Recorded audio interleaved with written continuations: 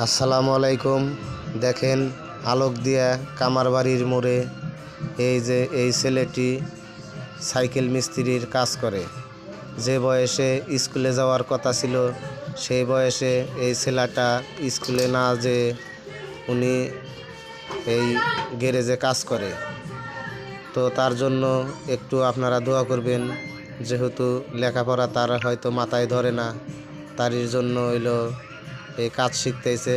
উনি যেন ভালোভাবে কাজ করতে পারে, ভালো একজন যেন মিস্ত্রি হতে পারে।